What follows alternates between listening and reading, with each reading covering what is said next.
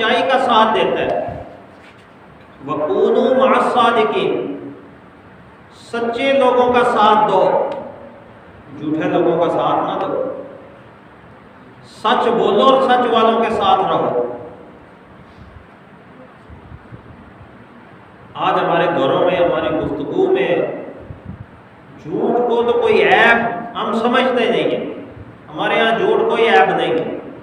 छोटी छोटी बात पे झूठ, छोटी छोटी बात पे झूठ। और जब से ये मोबाइल आ गया है तो झूठ तो और भी ज़्यादा आम हो गया, और भी ज़्यादा।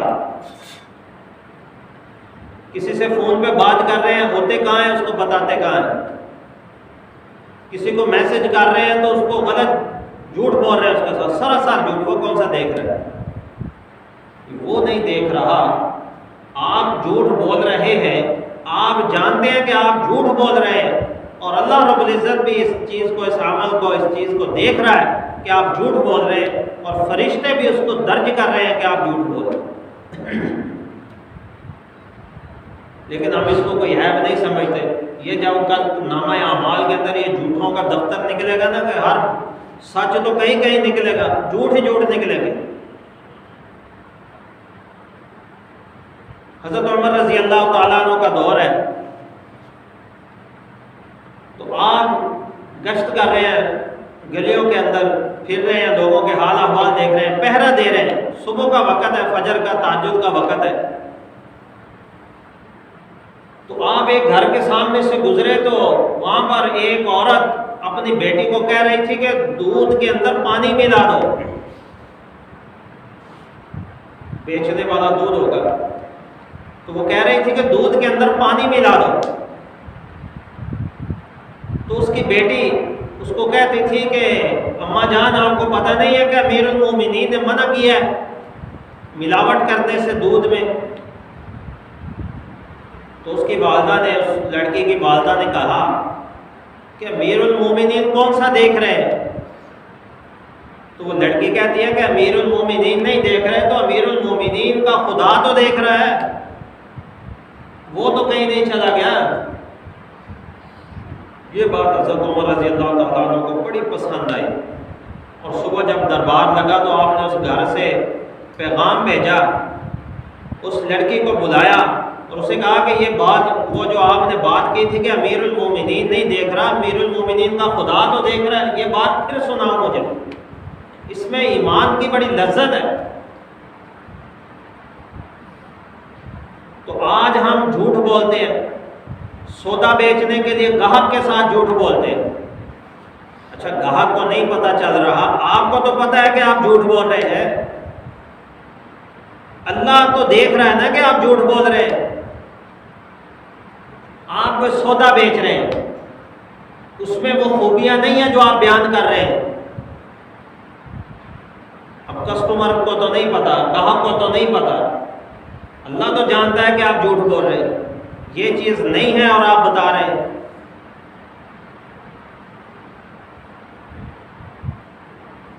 आप किसी को, आप सफ़र में हैं, आप किसी के साथ फ़ोन पे झूठ बोल रहे हैं। हमारे यहाँ मशहूर है कि ड्राइवर जो होते हैं, ड्राइवर हमेशा होते कहाँ हैं, बताते कहाँ हैं। वो क्या फैसलाबाद में बताएंगे मैं समुद्री पहुँच गया, झूठ है। घर में बच्चों के साथ झूठ, ये चीज़ दूंगा, वो चीज़ दूंगा। कभी उसको सुलाने के लिए झूठ बोल के सुलाएंगे, कभी उसको किसी बात से मना करने के लिए, डराने के लिए झूठ बोल के डराएंगे। हर बात पे झूठ।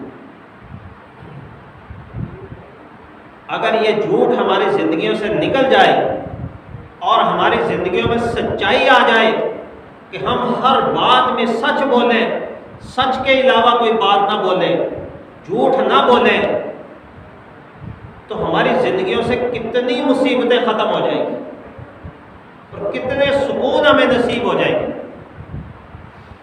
और ये झूठ बोलने की ऐसी वबा है, ऐसी आदत है, और ये हमारे मुआशरे की ऐसी एक मुआशरती बीमारी बन चुकी है कि और तो और हमारे यहाँ ये मौलवी, ये किसी नात खां को बुला लो, किसी मौलवी साहब को बुला लो, तारीख ले लो, वो भी झूठ बोलने से बाज नहीं है। यानी अवाम तो अवाम है, खवास इस झूठ की बीमारी का शिकार है और वो इसको कोई ऐब समझते नहीं है। और ये झूठ इसलिए आम हो गया है कि हम मादियत परस्ती, हमारा मुआशरा जो है ये मादियत परस्त है। पैसा आना चाहिए, दौलत आनी चाहिए, जेब में रुपया आना चाहिए, बाकी झूठ की खैर है। झूठ बोलकर 1 लाख रुपए की बचत हो रही है तो वो 1 लाख आना चाहिए। झूठ चाहे 10 बुलवा लो हमसे। और सच बोलकर 1 लाख रुपया, अगर झूठ बोलेंगे तो 1 लाख की बचत है, सच बोलेंगे तो 1 लाख की 1 रुपए की भी बचत नहीं है। तो ईमान बिक गया, ईमान खत्म हो गया, झूठ बोल दिया। अब जब ईमान खत्म हो गया तो फिर यही तो निफाक है, यही तो मुनाफिकत है। मुनाफिक कैसे कहते हैं कि अंदर कुछ और है, बाहर कुछ और है। नाम के हम मुसलमान हैं, लेकिन नाम के हम मोमिन हैं, लेकिन ईमान वालों को जब हमारा मसला आता है माल का, पैसे का, दौलत का, जब अपने मफाद का, तो ईमान कहाँ चला जाता है, ईमान ख़त्म हो जाता है, फिर हम झूठ बोलते हैं। तो ये निफाक है। इसलिए फरमाया कि आयतुल मुनाफिक, ये जो है ना, ये मुनाफिक की निशानियों में से एक निशानी है कि बंदा जब बात करता है तो झूठ बोलता है।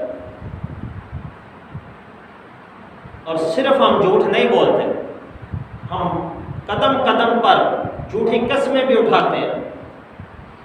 एक तो है कि हमने किसी बात में, किसी काम में, किसी चीज़ को बेचने में, या किसी भी मामले में किसी को कोई बात बताने में, अपने किसी मामले की सफाई देने में, अपनी कोई चीज़ बेचने में, किसी मामले में हमने सिर्फ झूठ बोला। एक तो सिर्फ झूठ बोला, और इस पर कबाहत ये है कि हम उस पर झूठी कसम भी उठा लेते हैं। झूठ बोलने का भी गुनाह, ऊपर से झूठी कसम उठाने का भी गुनाह। झूठ भी बोला, झूठी कसम भी उठाई, कितने गुनाह हो गए। अब हम समझते हैं जी मैंने झूठ बोल के, कस्टमर को धोखे में रख के, उसको गलत बयानी करके, किसी के साथ भी कोई मामला जो है उसको मैंने झूठ के जरिए उसको मैंने धोखे में रखा, झूठ बोला, उसको पता ही नहीं चला। वो देखो आदमी समझता मैं बहुत होशियार चालाक आदमी हूँ, मैं बड़ा होशियार हूँ, मेरे जैसा तो कोई कामयाब बंदा है ही नहीं। ये जो सूफी फिर रहा है, जो गरीब गुरबा, ये सच बोलता है, ये भी 2-4 झूठ बोले तो पैसे ही पैसे, देखो मैं कितना समझदार बंदा हूँ। ये अपने आप को समझदार समझ रहा है, जबकि अर्श वालों की निगाह में इससे बुरा इंसान ही कोई नहीं ज़मीन। और क्या होता है, झूठ बोला होता है, फ्रॉड किया होता है, धोखा किया होता है, बेईमानियाँ की होती हैं, उन लोगों के साथ उनके साथ धोखे किए होते हैं, धोखे से माल कमाया होता है। अब उस माल से सारी ज़िंदगी ना तो उसको खुद सुकून नसीब हो सकता है, ना उसकी औलाद को। और झूठ बेचकर जो आप माल कमा के घर लाए हैं और अपने बच्चों को पेट पाला है, अपने बच्चों को खिलाया है, वो बच्चे कल आपके पाँव धो के नहीं पिएंगे जिनको आपने झूठ खिलाया है। उनसे आप नेकी की तवक्को ना रखें, उनसे आप खैर की तवक्को ना रखें। और ये बच्चे जिनको आपने सारी ज़िंदगी झूठ बोल बोल के, धोखे फ्रॉड करके, लोगों को धोखे दे के, पैसा कमा के अपने बच्चों को पाला, ये बच्चे तुम्हारे मरने के बाद सारी ज़िंदगी तुम्हारी कब्र पे भी नहीं जाएंगे। उल्टा हम अपनी जहन्नम खरीद रहे हैं, उल्टा हम अपनी जहन्नम का बंदोबस्त कर रहे हैं, और हम इसको समझते नहीं। हमारी अकल में ये बात नहीं आती। एक सौदा किया, झूठ बोल के, फ्रॉड करके, उसमें 2-4 लाख कमा लिया, बड़े खुश आते हैं जी, 2-4 लाख कमा लिया। 2-4 दिन के बाद, महीने 10 दिन के बाद, साल के बाद, किसी दिन कोई ऐसी आफत और मुसीबत आती है कि 10 लाख लग जाता है। कभी ऐसी मुसीबत और आफत आती है कि वो जो 2-4 कमाया होता है वो भी लग जाता है, उसके साथ और भी जमा पूंजी लग जाती है।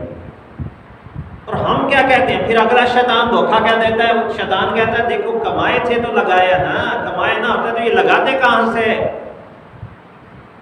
तो भाई ये जो मुसीबत आई है, ये जो आफत आई है, ये जो परेशानी बनी है और सारा माल जो जमा किया था वो लग गया है, ये इसीलिए तो लगा है कि तुमने हराम तरीके से कमाया, झूठ बोला है, धोखा दिया, बेईमानी की है, फ्रॉड किए। अगर तुमने सच्चाई और ईमानदारी से कमाया होता तो तुम्हें ये परेशानी और मुसीबत ना पहुंचती। तो ये परेशानियां, किसी को बीमारी लगी हुई है, घर में कोई मरीज पड़ा हुआ है, किसी की बीवी बीमार है, मुस्तकिल उसका इलाज और खर्चा हो रहा है, किसी का घर में कोई ऐसा बच्चा बीमार है, मुस्तकिल उस पर पैसे लग रहे हैं, हम कहते हैं नहीं कमाएंगे तो उस पर लगाएंगे। ये नहीं कहते कि हम फ्रॉड छोड़ देंगे, अल्लाह हमारे सरों से ये मुसीबतें टाल देगा।